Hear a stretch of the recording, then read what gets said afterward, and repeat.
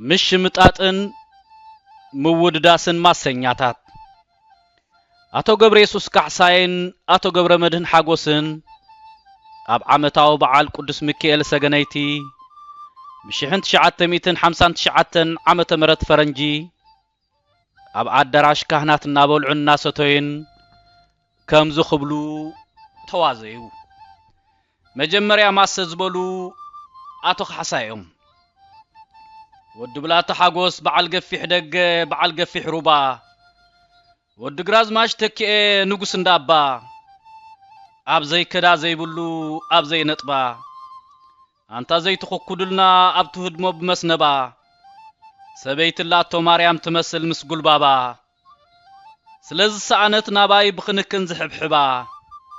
ምእንቲ ምስ ቆልዑታ ከይትሳቀ ብስእነት ዓጸባ ኣብ ወዳን ኣብ አዲስ አበባ ትኸይድ ከተምጽእ ናይ ዓመት ቀለባ አቶ ገብረ ኢየሱስ ካሕሳይ ቀይሕ ቁንጹብ እዮም ነይሮም ነዚ አመልኪቶም ከኣ አቶ ገብረ መድህን ሓጎስ ከም ዝኽብሉ መለሱ ወዲ ካሕሳይ ወዲ ድግና ዝበለጹ ወዲ ሸውዓተ ኸንተብቲ ክዛረቡ ዘይርበጹ መሓውሩ ዘይነውሕ ካብ መሓውር ምጹ ከም ሽጉርትን ቁልቁል ተሃኒጹ አድግ ዝጽዕን ድኳ ረጊጹ አንታ ወዲ ካሕሳይ ኩሉ ዝፈለጦ በዓል ማይ ሕማቆ ኩሉ ዝፈለጦ ሞባእ ሂቡ ሸይጣን ተሻየጦ ዕስራ ዘንስቱ ከም ወጠጦ ኣብ ካላ አጋጣሙን አቶ ገብረ መድህን ሓጎስን አቶ ሞሳ ክፍላይን ተሸማጢጦም ነይሮም እቲ አጋጣሚ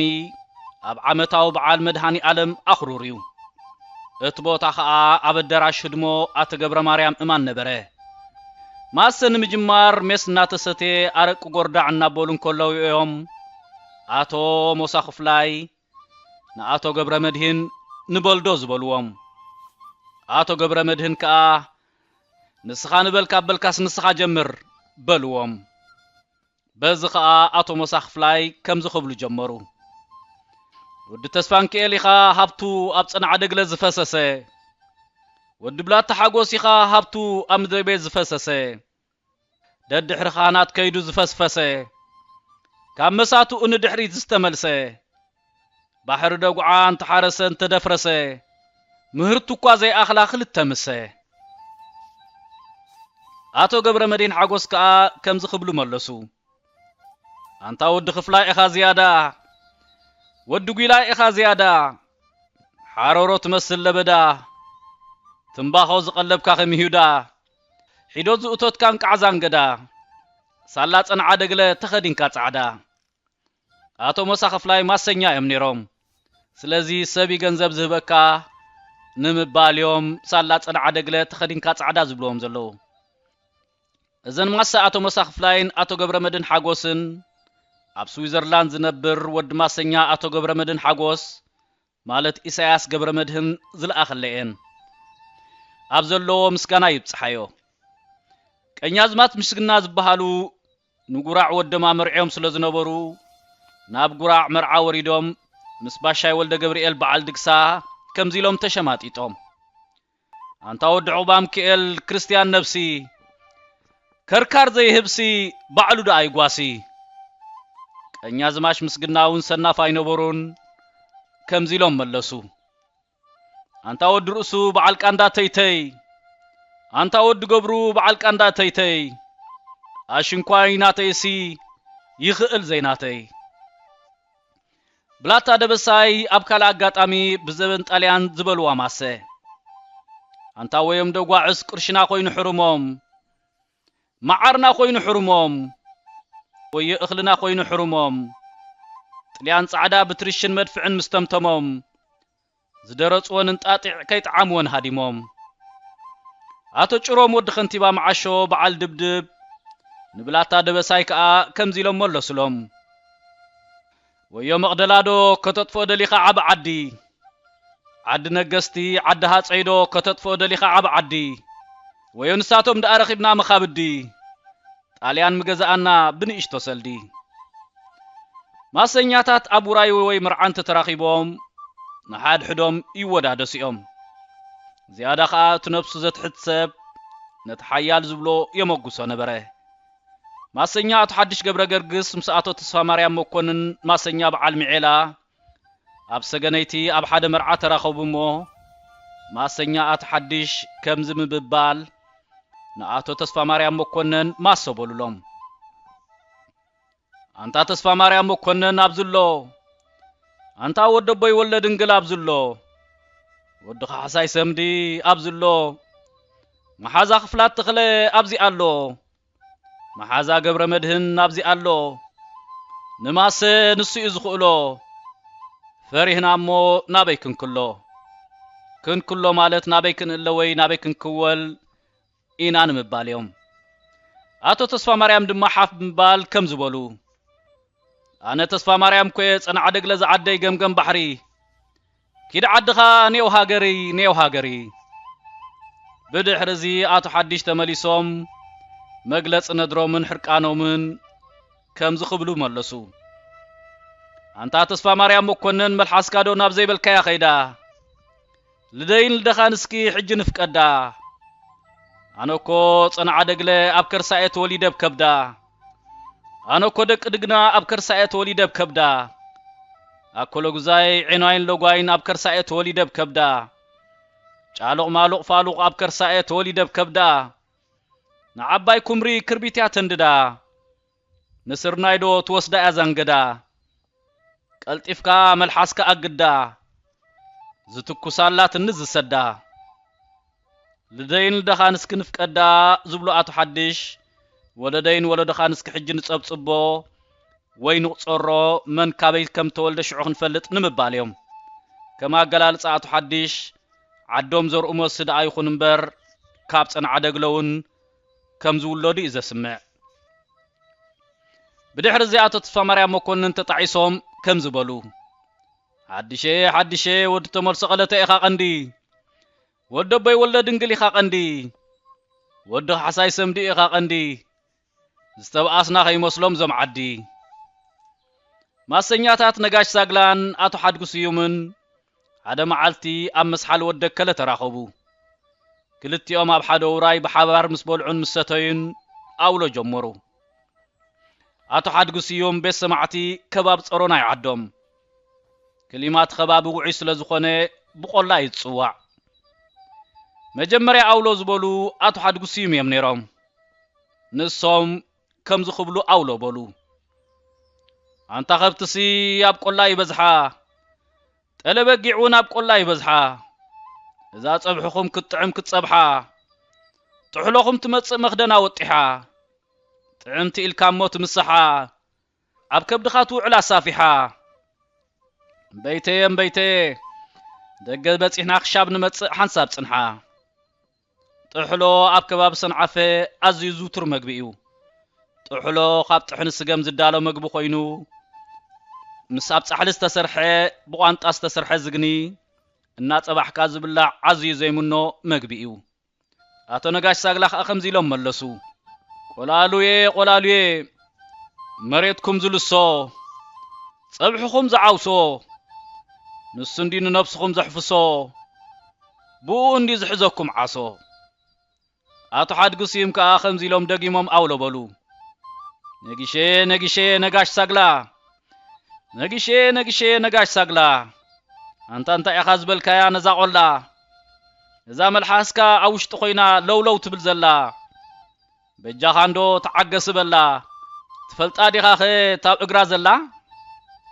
ምሽ ምጣጥ እንተበዚሑ ናብ በትር ምስጋርውን ክህሉ ከም ዝኽእል አቶ ስዩም ናብ በትሮም እናመልኩት እዮም ትፈልጣ ዶ ኢኻ ኸ ነታብ እግሪ ዘላ ዝበሉ ኣብ በርዓንዲ ዝበሃል ዓዲ ተላ ብርሃነ በዓል ዓዲ ሓርገጽ ናብ መርዓ ወሪዶም ገዝሚ ምስ ወሓዶም ከምዚሎም ከብቲ ሂብናኩም ብጓሳ ቅርሺ ቋፂርኩምልና ብኻሳ ሽዑ ብላታ ደበሳይ ወድ ባሕር ነጋስ ጭሮም ከምዚሎም መለሱ ገዝሚ ደደሊኹም ሰብ ጫዓሎ ገዝሚ ደደሊኹም አባና ዘየሎ ዕድም ዶ ይመስለኩም ኣብዙ ዘሎ ጎርዘ ጊላዋ አርሑበሎ ወዮ በርዓንድ ዳ ኮይኖም አዳም ዘይጎደሎ ገዝሚ ደደሊኹም ሰብ ጫዓሎ ገዝሙኹም ሲየደባንሎ ገዝሙኹም ሲየደባንሎ ማለቶም ገዝሙኹም ካብ ሕርሻ ንምባል እዩ ጽቡቕ ዝናብ ክወቕዓኩም እዩ ሰማይ ደበና ይገብራሎ ንምባል እዮም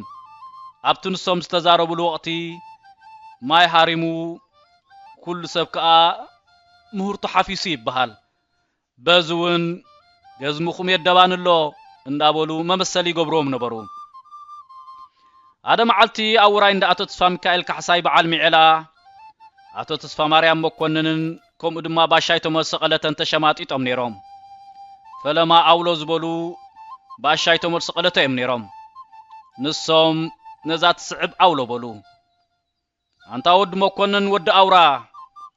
ወድ ከንቲባ ተማኑ ወድ አውራ ወድ ወርሽ ወድ አውራ ወድ ወልደ ትንሳኤ ወድ አውራ ወድ መሐረዝጊ ወድ አውራ ወድ ማአስርቲ ወድ አውራ አንታን ዓና እንዶና በስመራ ከነስር ረካታ ባቱራ አቶ ተስፋ ማርያም መኮንን ካ ኸመን በሊጽ ካዳልካ ተመልሶ ባቱራ ተርኤኒ አነ ቅድሜኻ እንደ ዝፈልጣን ምባል ከምዚሎም መለሱ ይበሃል ኢልካንዶ ወድ መኮንን ወድ አውራ ወድ ከንቲባ ተማን ወድ አውራ ወድ ወርሽ ወድ አውራ አንታ ቅድሜኻ እንደ ዝፈልጣታ ባቱራ ወያን ዳቦይ እንዲያሞ ብጥይት ብባሩ ተሓጺራ በዓል ንስኻ እንዳብልዓኹም እንዳስተኹም እንጀራ ሽዑ አቶ ተስፋ ሚካኤል ካሕሳይ በዓል ገዛኢ ዝኸውን ዘሎ ነቶም ማሰኛታት ንሕና ከተጸብቑና ዳ አምጺናኩም እምበር ክትበኣሱ የምጸናኩምን ብምባል ክገንሖም ፈተነ አቶ ተስፋ ማርያም መኮንን ድማ ከምዚሎም መለሱ አንተ አነ ዝብሎ ንሱ ይፈልጦ እቲ ንሱ ዝብሎ አነ ይፈልጦ ከተባእሰናይ ኮንካን ከም ወጠጦ ነዘን ምሽምጣጥ ናይ ባሻይ ተመሰቀለተ ምስ አቶ ተስፋ ማርያም መኮንን ዝነገረኒ ኣብ ቶሮንቶ ካናዳ ዝነብር ወድ ማሰኛ አቶ ተስፋ ማርያም መኮንን አቶ ስዩም ተስፋ ማርያም እዩ በዛ አጋጣሚ ስለተተገዳስነቱ ከየመስጎንኮ ከሐልፍ አይደልን ብስራት ነፍቀርት ንባብ መጽሐፍቲ ኤርትራውያን አወጻ ሀገር አበይ ክንረክብ ንኽእልኩም ትሽገሩ ሰባት ውሕዳት አይኮንኩምን ነዚ ፍታሕን ምንዳይ ብዝተኻለ መጠን ኣብ ውሽጢ ሃገርና ወጻእን ዝሕተሙ መጽሐፍቲ ናብ አንበብትን ምቕራብ ንዝሓለፈ 8 ዓመታት ከይተሓለሉ ካብ ዝሰርሑ ትካላት ብቐዳምነት ዝስራዕ ሰማያት ምሕታምን ምክፋልን መጽሐፍቲ ኤርትራውያን እዮም ኣብ መርበብ ሓበሬታ ሰማያት.com ናብ ኣሜሪካ ካናዳን ሃገራት ኤሮጳን ዝለኣኹ ልዕሊ 450 ዓይነት መጽሕፍቲ ብኣሽሓት ቅድሓት ይርከቦም ሰማያት መሸጣ መጽሕፍቲ መበቆላውያን መጽሕፍቲ ብናይ ትርጉም መጽሕፍቲ ተዋሒጦም ከይተርፉ ዘይተኣደነ ጻዕሪ የካየድ መርኣያ ናይ ዝኸኣ ታሪኽ ህይወት ሓርበኛ ቦና ወልደ ኣብ ወልደ ማርያም ትኩእ ይሕደጎ ኪዳነ ክፍሉ ዓብደል ቃድር ከቢረ ሼኽ ኢብራሂም ሱልጣን ዶክተር ፍጹም ገብረ ስላሴ ጠበቃ ጸጋይ ኢያሱ አዝማች በርሀ ገብረ ኺዳን ብላታ ካሕሳይ ማሉ ጀነራል አማን ዓንዶም ብርሃን ኣብ ጸልማት ወዘተ ዝኣመሰሉ ልዕሊ 35 መበቆላውያን መጽሕፍቲ ሕቲሙ ኣብ ምክፍፋል ይርከባሎም ሰማያት መሸጣ መጽሕፍቲ ዝርግሐ መጽሕፍትን ምድንፋዕ ንቕሓት ኤርትራውያን ክብን ምባልን ንኤርትራውያን ጸሓፍትን ደረስትን ምትብዓን ኣብ መላ ዓለም ምስ ዝርከቡ ኣብ ምሻጥን ምክፍፋልን መጽሕፍቲ ኤርትራውያን ዝነጥፉ ውልቀ ሰባትን ትካላትን ተረዳዲኡ እናሰርሐ ንዕብየት ስነ ጽሑፍ ሃገርና መሪሕ ተራ ምጽዋት ይርከብ ናይ ቅድምን ሓድሽ መጽሕፍትን ምርካብ ምርጫኹም ኣብ ሕብራት መንግስታት ኣሜሪካ ንዝመደበሩ ሰማያት መሸጣ መጽሕፍቲ ይኹን ምርጫኹም ዘዳለኹም መበቆላው ጽሑፋት ብመልክዕ መጽሓፍ ናብ አንበብትን ምቕራብ ሰማያት ምሕታምን ምክፋልን መጽሕፍትኹም ብዝደለኹም ዓይነት ወረቐትን ገበርን ብርትዓዋ ጋሕቲሙ ከረክበኩም ይኽእል ማኣስ ዝጥራሕ ጽሑፍኩም ክኢላ ቋንቋ ክሓልፎ ሓገዝ ኣርትዖትን ንድፊ ገበርን ዝሰርሑልኩም ክኢላታት ኣብ ምርኻቡን ሓገዝ ክንገብር ንኽእል بزحنا بسرحنا كتعقبيهم